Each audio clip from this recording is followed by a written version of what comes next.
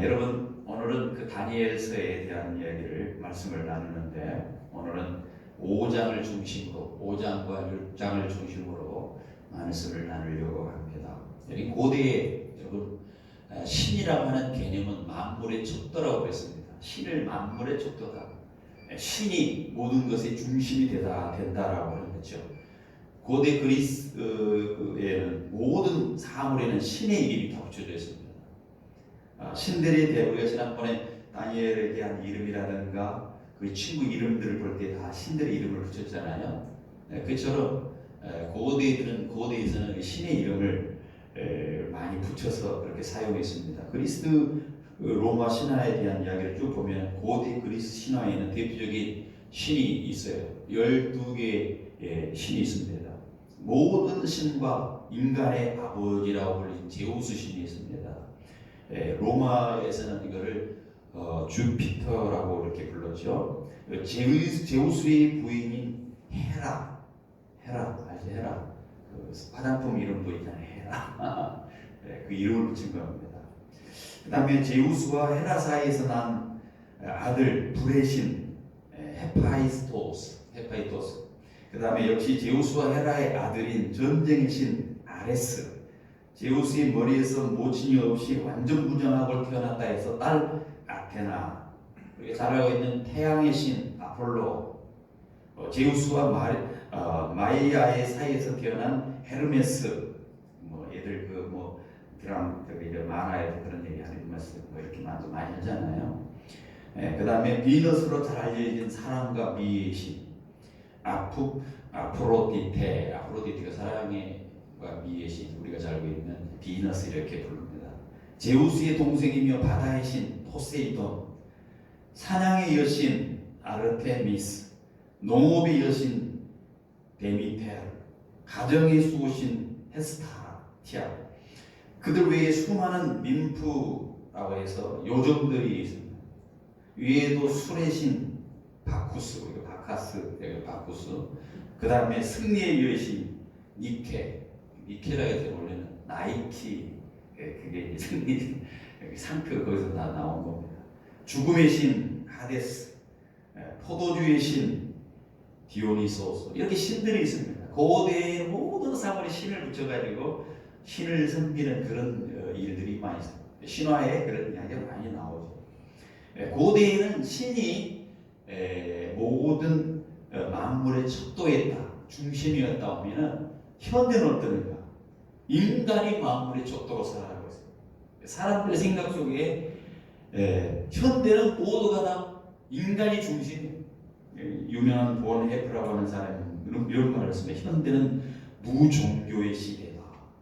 니체는 뭐라고 했습니까? 신은 죽었다. 신은 죽었다고 그랬어요. 칼 막스는 아예 신이 없다. 샤르트르라고 하는 사람은 신은 부재중, 어디로 간지 모른다. 소련의 우주인 유리 가가린은 뭐라고 하냐, 많은 경우로 우주 공간을 샅샅이 살펴봤더니 신은 없었다. 인간들이 그렇게 생각을 하면서 이제 전부 다 부정하고 비웃는 것입니다.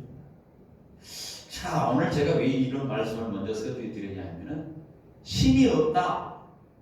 옛날에는 신을 만들어서 그렇게 불렀지만 성경은 신이 없다고 말하는 것 떠나서 하나님이 없다고 하는 사람은 정말로 어리석은 사람이다.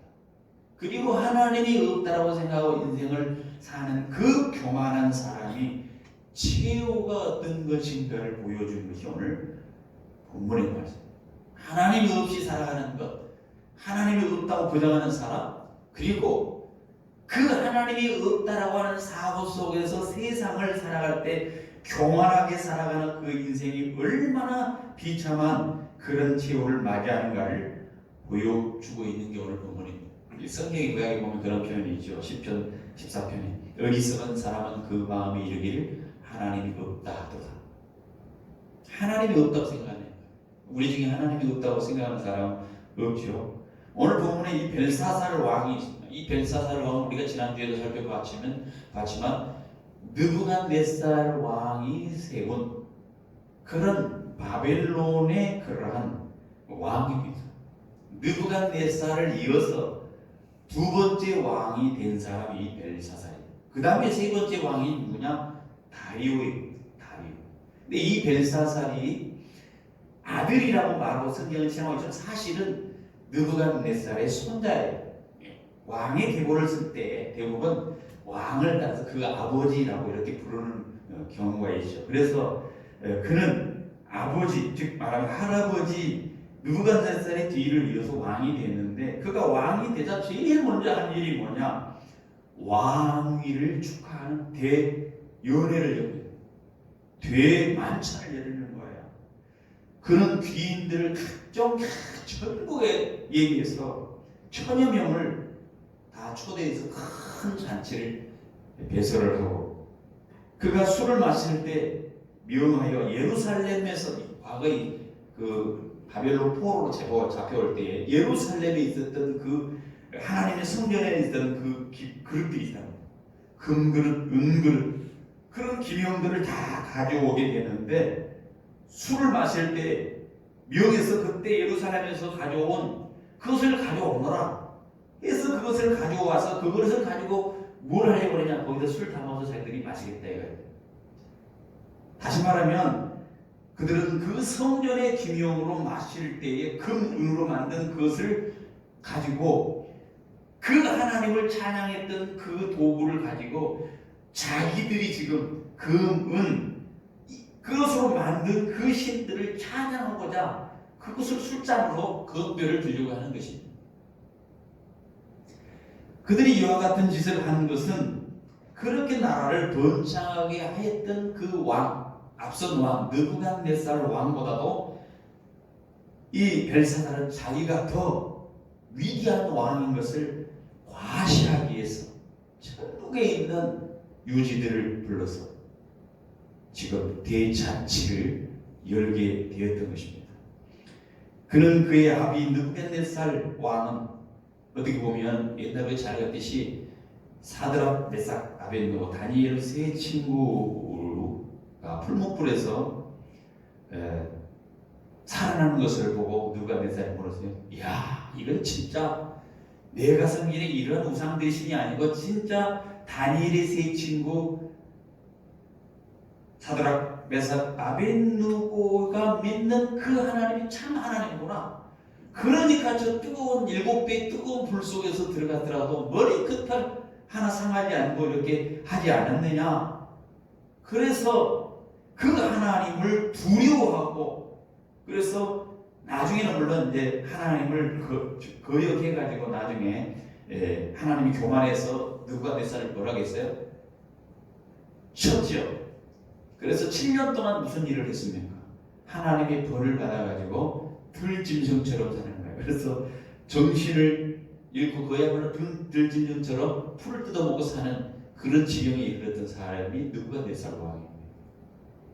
그런데 하나님께서 때가 되면 7년이 지나서 다 약속을 지키죠. 다시 그가 왕위에 얻게 되고, 야, 세상의 역사의 주관자, 생명의 주관자는 여호와 하나님, 다니엘의 세 친구 다니엘이 믿는 그 하나님이구나라고 선포했던 그 왕입니다.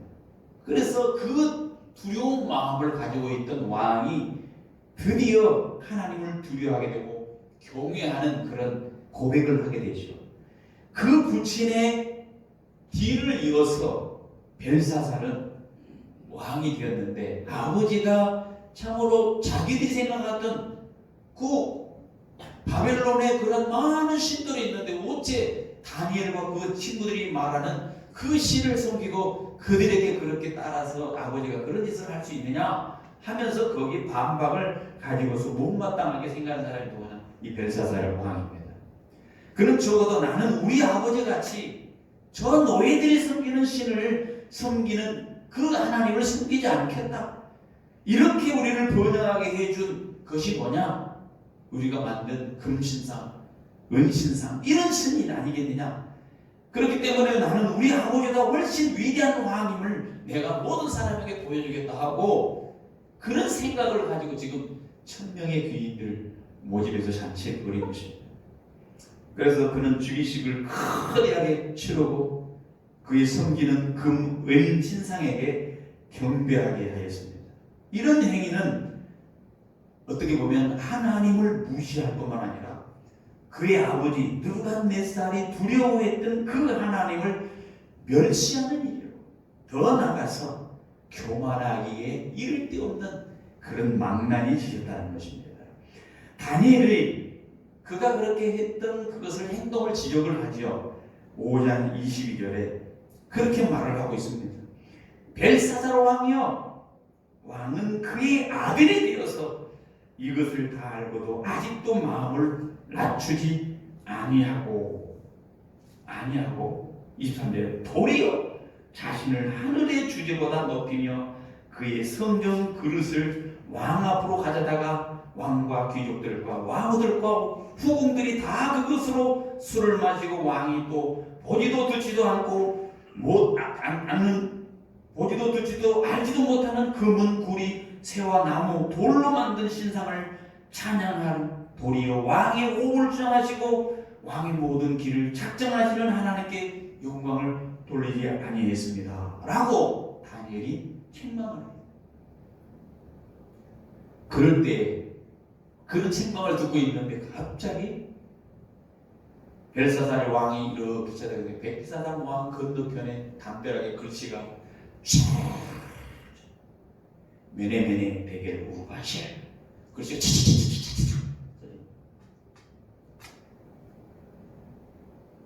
깜짝 놀란 그는 나라에 있는 모든 박수와 해석할 수 있는 모든 사람들 다 박사들이 다 와놨어.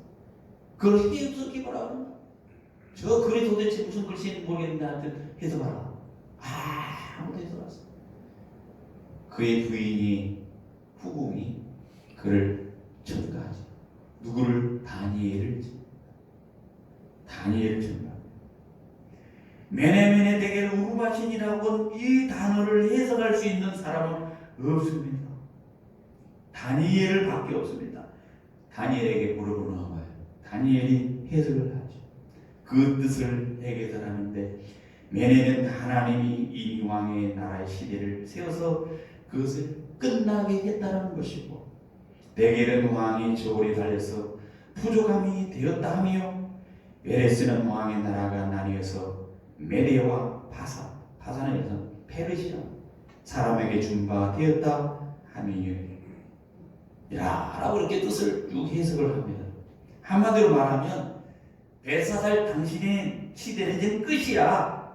메데파사라고 하는 신은 국가에 의해서 당신은 망하게 될 거야. 그리고 당신도 죽게 될 거야 라고 하는 선언을 한 것이죠.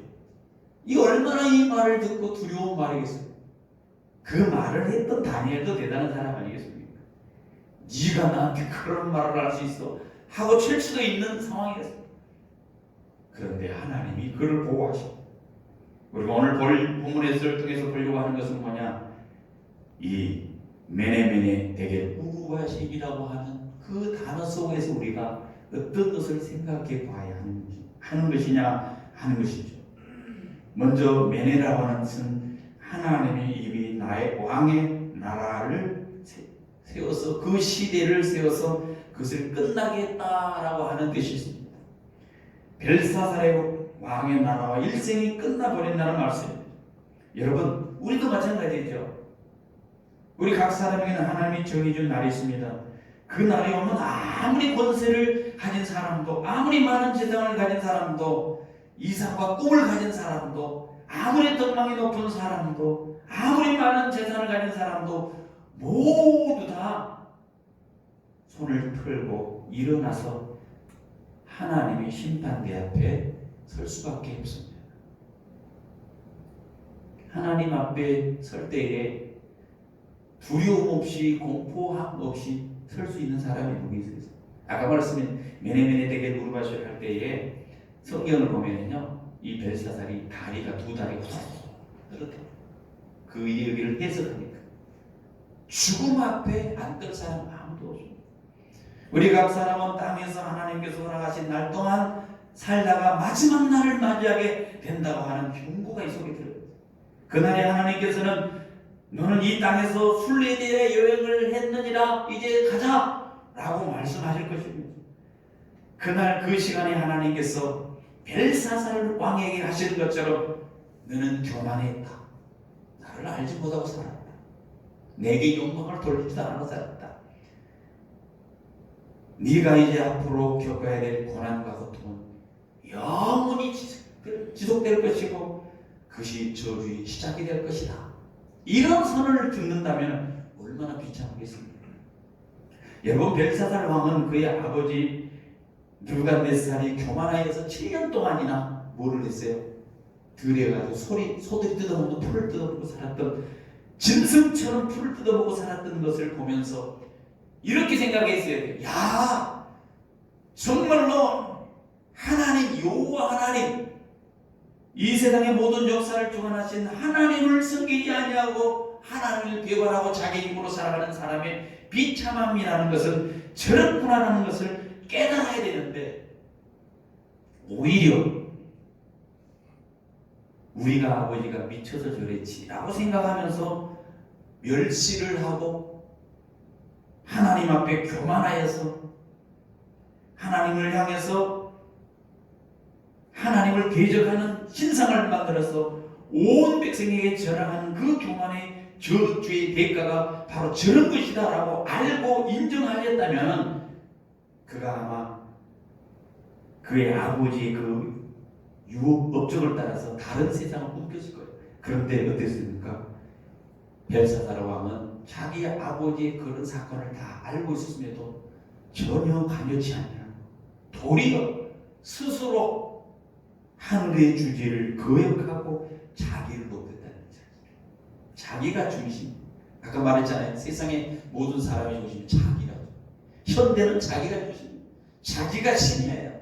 내가 평가하고 내가 판단하고 내가 옳다고 생각하는 이 어리석음이 있는데, 그래서 결국은 하나님을 거역하고 무시하고 교만하면 바로 이런 벨사살 같은 꼴이 된다는 것을 보여주고 있는 것입니다.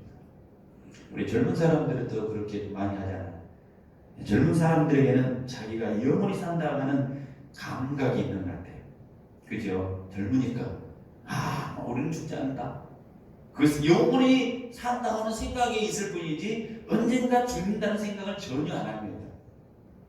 그런데요, 40대 정도 되면은 이제 사실 반생을 사는 경우 되면 인생에 대해서 좀 마음이 바뀌게 돼요. 그렇지 않아요? 30대, 40대 좀 넘어가면은 마음이 바뀝니다. 뭘 바뀌냐? 야, 내가 이것을 나의 전생애를 두고 내가 이렇게 하려고 살았구나라는 생각이 점점 들어가는 시기. 스스로 묻습니다. 지난 일을 꼼꼼하게 생각해보고, 그래도 야, 내가 이렇게 하면 안 되겠구나 하는 생각. 그러면서도 또 새로운 욕망의 설계도를 그동안 하지 못했던 걸 내가 만회하고자 또 다른 욕망을 가지고 아직도 앞을 바라보면서 희망을 가지는 나이가 40대. 그렇지만 한 60대쯤 된다. 인생에 지나온 과거를 다른 각도에서 보기 시작합니다. 이쯤 되면 많은 사람들이 어렸을 때 생각합니다. 그래서 우리 60대들 모이면요, 저도 이제 60대 축에 이제 들어갑니다. 60대 넘으면요, 어렸을 때 초등학교 때, 그 있잖아요, 어렸을 때 시골 중고등학교 때 이런 때를 많이 생각을 하더라고요.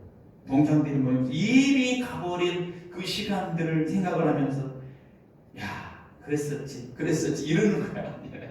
모이는 그 옛날에 그랬었지. 그리고 이제 60대쯤 되면은 뭔가 새로운 것을 시작하는데 겁이 나서 마음이 이제 조금 이렇게 딱 수그러드는 거죠.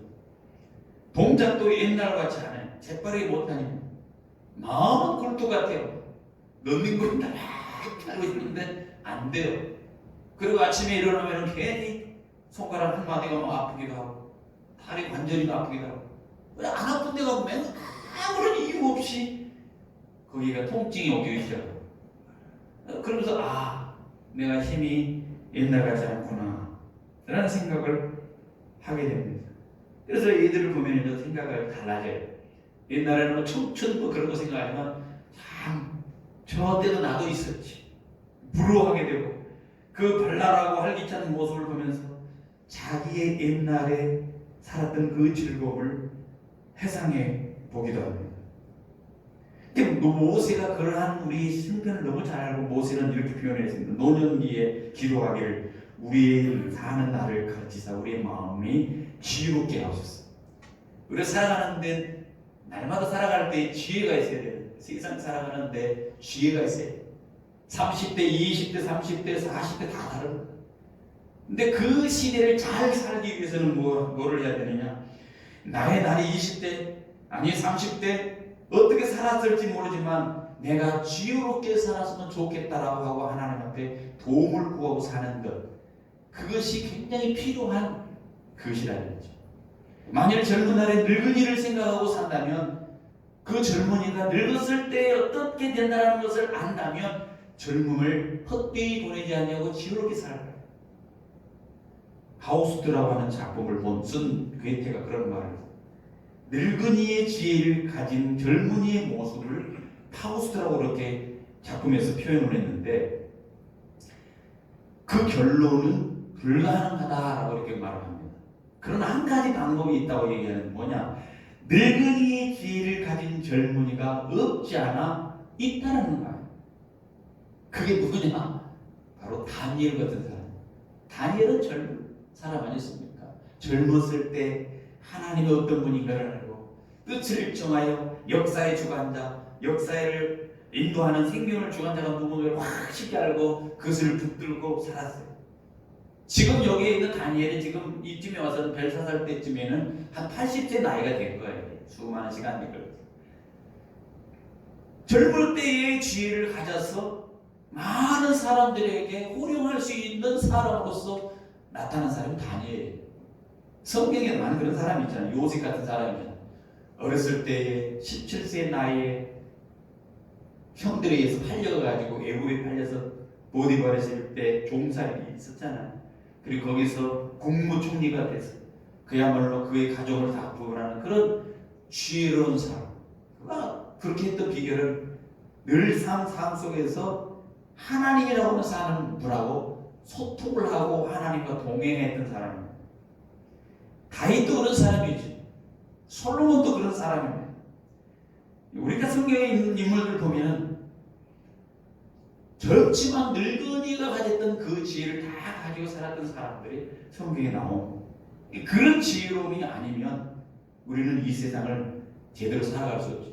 메네메네라고 하는 그 표현 속에서 우리가 정말로 하나님이 보실 때에 정말로 우리 인생이 짧다라는 사실을 알고 우리가 인생을 살아가는 지혜가 필요하고 정말로 하나님만이 우리 참된 신이라고 하는 그러한 가치관을 갖는 것이 필요하다라는 거죠.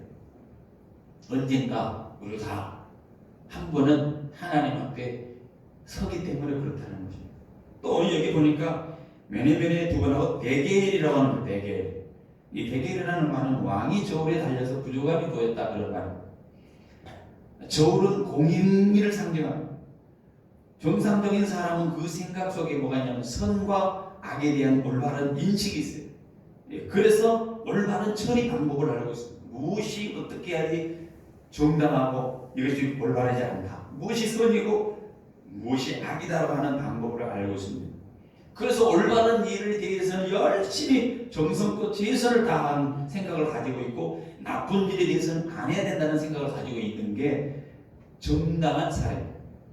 이게 저울과 같다는 거예요. 저울. 이런 사람은 사고방식에 이상이 생기는 경우가 있는데 바로 뭐냐? 벨사자 같은 사람이에요. 아버지가 그렇게 그날 지난 시간 7년 동안 풀 뜯어 먹으면서까지 고통당하면서 깨우쳐진 것 아는 것 알고 있는데 거기에 대해서 거역에서 반대로 행동하는 사람. 이 사람이 누구냐? 벨사자라고 하겠다. 그것을 하나님께서는 저울에 달아보니까 부족해 보인다. 부족함이 있다는 거죠.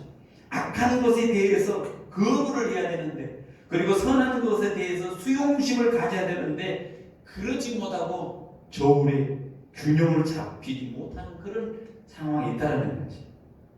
다른 표현 우리 신앙인으로 표현하면 이겁니다. 하나님의 말씀을 위하여 하나님을 경외하고 그를 섬기는 것이고, 다른 표현하면 악을 멀리하고 우상을 저버리고 그런 삶을 살아가야 되는데, 그렇지 못하는 게 밸런스가 깨져가지고 오히려 반대적인 일을 하고 있는 거예요.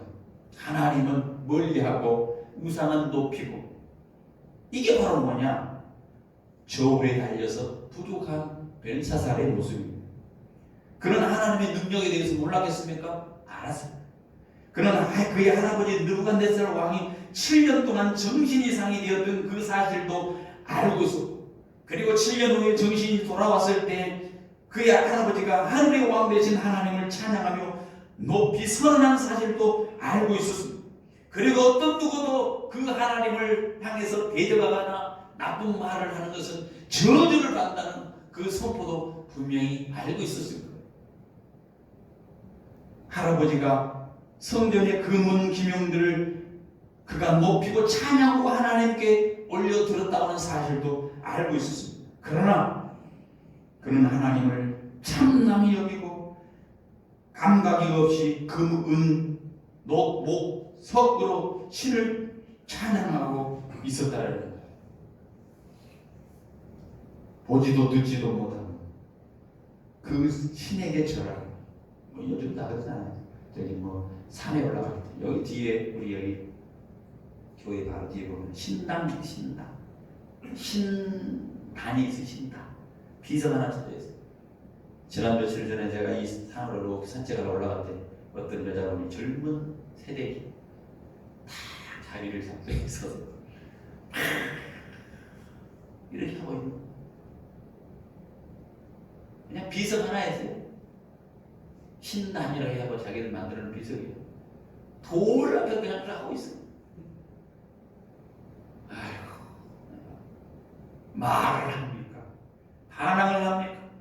똑같아요. 지금 그것이 금으로 되었든 은으로 되었든 철이 되었든 나무로 되었든 그 목석으로 되었든 신을 찬양하고 있는 그 모습, 듣지도 보지도 말하지도 못한 그 우상들, 자기의 생명을 호흡을 주장하시는 하나님을 영화롭게 한 것이 아니라 자기의 생명의 다답할 수밖에 없는 그 하나님에 대해서 거부하고 엉뚱한 짓을 하고 있는 이 느부갓네살 왕의 그 마음을 모르고 이 벨사살은 지금 이상한 그런 짓을 하고 있다는 거예요. 왜 이런 일이 있을까?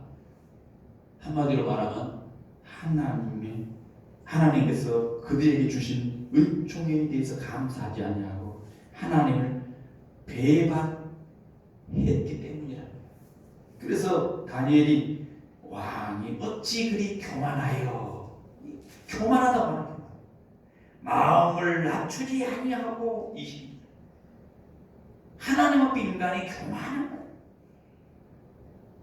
그 호흡도 못하는 금은철석으로 된 우상을 찬양하는 그런 이 하나님께서 너의 인생을 저울에 달아보니 부족함이 되었다 선언하면 당연한 것입니다. 여러분이 우리를 볼 때 우리 스스로가 그렇게 한번 돌아봐요. 나는 하나님의 저울에 달아보면 어떨까?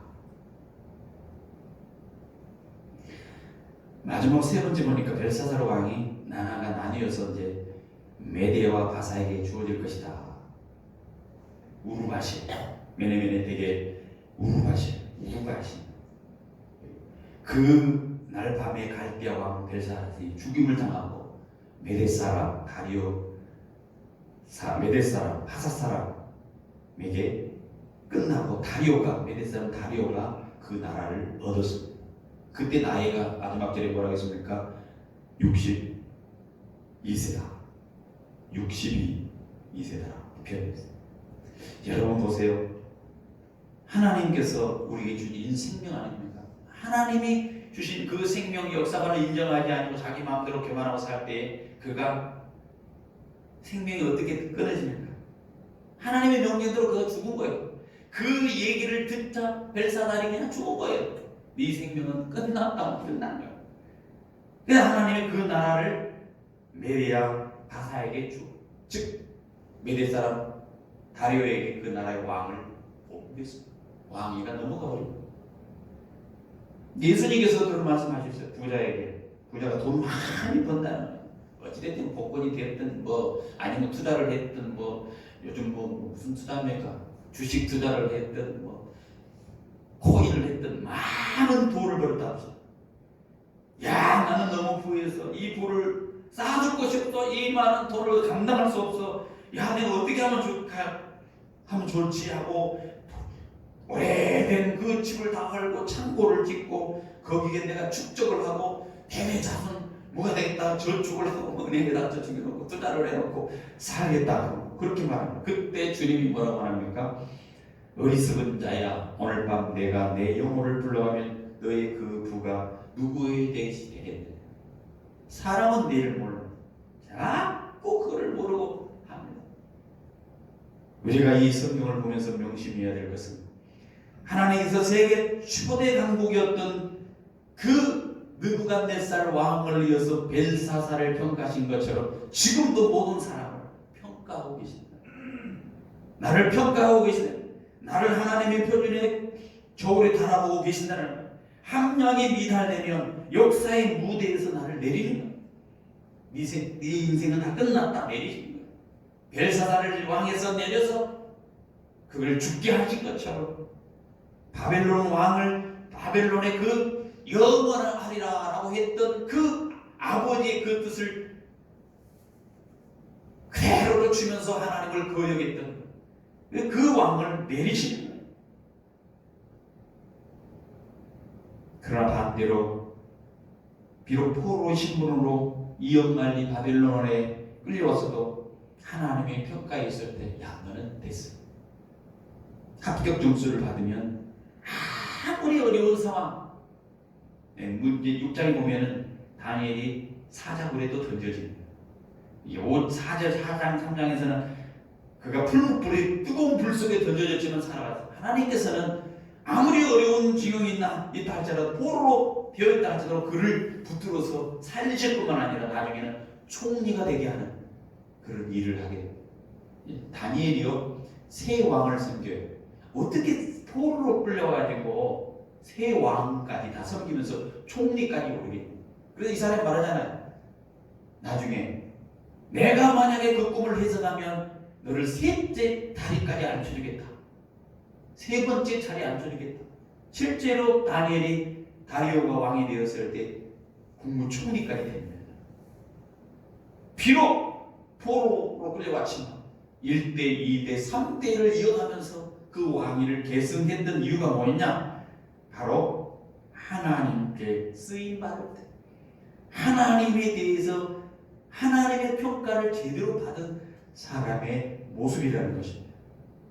왕조가 3번 바뀌었다. 쓰임받았던 이 다니엘은 어떤 사람입니까? 하나님이 보실 때 평가될 때의 합격 점수예요. 우리 교회 성도들 보면서 신앙생활하는 것을 보면서 하나님이 생각하면 몇 점 정도 받을 수 있을까? 저도 제 자신의 이 말씀을 보면서 야, 나는 하나님 볼 때 몇 점 정도 주실 수 있을까? 이 생각을 해요. 그랬더니 다리가 후들후들 떨릴 수밖에 없어요. 이렇게 목회를 하고 이렇게 같이 신앙생활을 하고 목사를 하고 있지만 나는 과연 몇 점 받을 수 있을까? 다니엘을 보면 있잖아요.